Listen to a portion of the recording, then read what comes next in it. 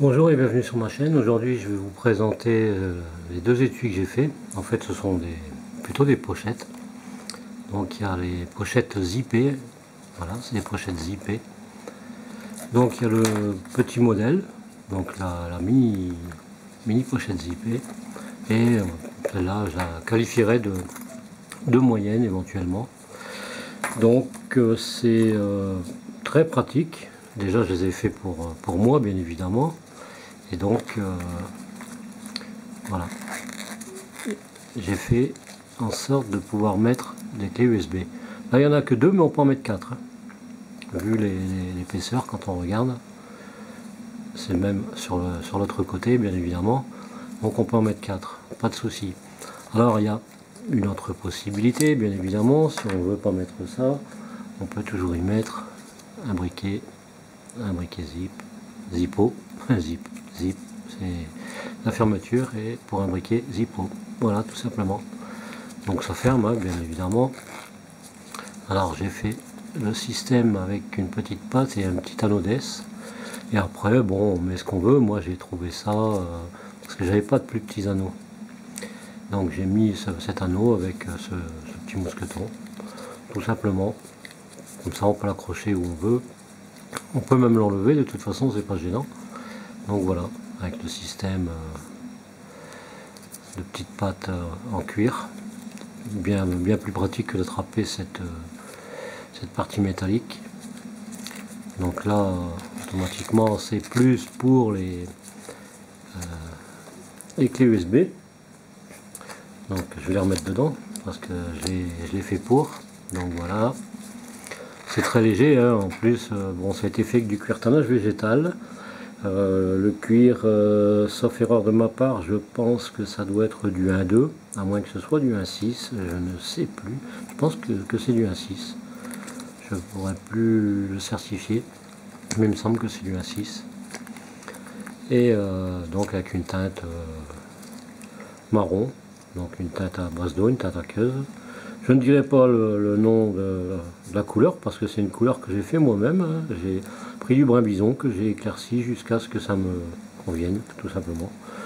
Du fait que c'est une teinte aqueuse, on peut sans aucun souci l'éclaircir autant qu'on veut, on va ainsi dire, hein.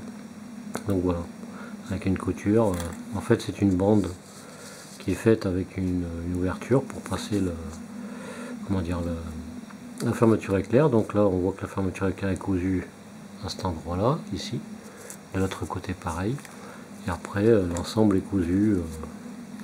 Donc la pâte elle va ici, on fait tout le tour. Voilà, j'ai pris les mesures au pif, enfin au pif, façon de parler, je les ai quand même calculées, mais je les ai calculées en fonction de ce que je voulais faire. Voilà, c'est plus ça que je voulais dire. Donc ça a été fait dans le sens de pour mettre des clés USB, tout simplement. Et donc j'ai dû calculer la longueur qu'il me fallait. Bon, j'ai passé un peu de temps, mais voilà, j'en ai même d'ailleurs fait un gabarit, comme ça moi c'est sûr. Ensuite je me suis dit je vais faire un modèle moyen. Donc ici c'est un autre système d'anneaux.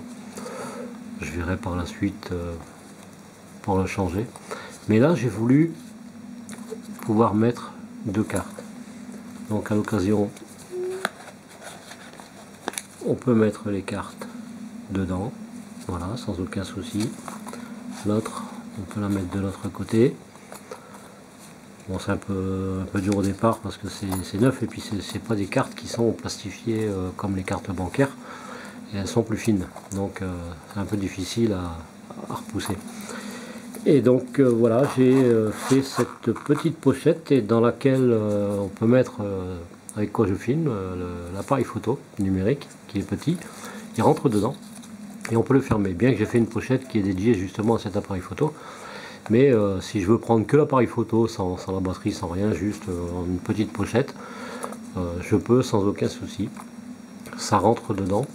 Et on peut y mettre aussi, si l'on veut, une petite boîte métallique, donc de l'épaisseur, bien entendu.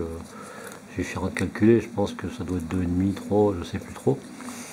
Et donc on pourra mettre cette petite boîte avec différents matériels dedans, un petit couteau, petite pince, voilà, pour avoir un petit EDC de façon à pouvoir se dépanner éventuellement, ou possibilité d'y mettre son paquet de clopes, tout simplement. Voilà, donc paquet de clopes ici et le briquet de l'autre côté, plus la carte bancaire, la carte de sécu, au cas où. Et puis voilà, on peut s'en aller simplement avec ça. C'est solide, ça a été bien cousu, donc on peut tirer dessus, il n'y a aucun souci. Je peux vous dire que c'est du solide, hein, c'est collé et cousu. Donc là, j'ai fait le même système que celle-ci, hein, bien évidemment, mais j'ai dû recalculer de façon à avoir quelque chose de plus imposant. Et même pour l'écartement de la fermeture éclair, donc du zip, j'ai fait plus large que là. Parce qu'il y a plusieurs modèles de fermeture éclair. Hein. Ce sont des fermetures, je ne sais plus, parce qu'il y a plastique, il y a en ferraille, et là ça doit être nylon, il me semble, quelque chose comme ça.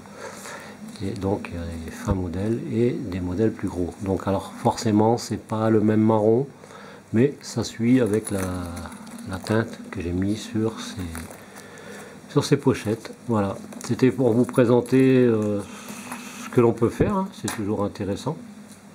Et je vais en profiter par la même occasion parce que je voudrais pas faire une vidéo spéciale dédiée à cet étui, parce que j'en ai déjà fait une que j'ai mis il n'y a pas si longtemps. Et j'avais fait un étui comme ça, marron, pour mon ami, pour mon copain Benoît. Et là c'est pour un autre copain, donc c'est pour Thibaut.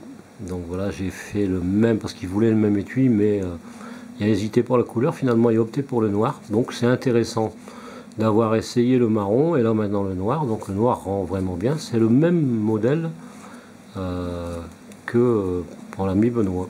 Voilà, tout simplement. Donc, je vais le mettre dans le bon sens. Donc voilà, avec cette fameuse rétention, et je peux vous dire qu'il n'est pas prêt de se barrer, hein. Voilà, donc c'est le même multitool, c'est le Skeletool, tout simplement. Voilà, le copain en voulait un étui, mais il le voulait noir. Donc voilà pour l'ami Thibaut, et en espérant qu'il en sera content. Et puis je pense qu'il va garder ça de nombreuses années, tout simplement. Voilà, je voulais pas faire, désolé pour l'ami Thibaut, mais je voulais pas faire une vidéo dédiée qu'à cet étui parce que ça aurait fait doublon du fait que je l'ai déjà fait, mais je le présente avec mes étuis, tout simplement.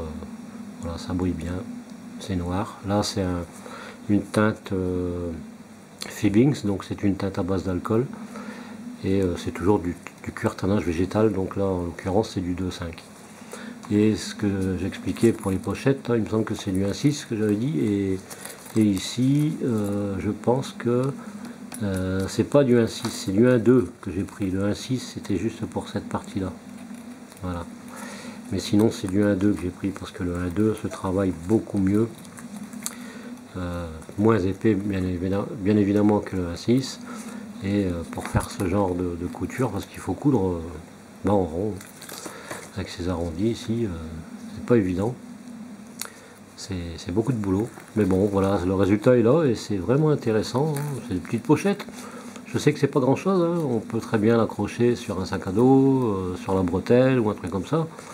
Après bon, c'est sûr que s'il pleut à verse, au bout d'un moment le cuir finira par se mouiller, ce qui n'est pas recommandé.